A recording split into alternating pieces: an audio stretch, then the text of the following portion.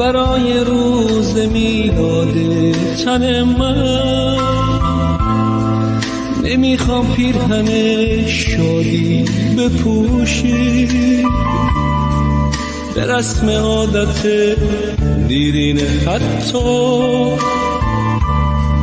برایم جام سرمستی بنوشی. برای روز میلادم اگر تو به فکر هدیه‌ای ارزنده هستی،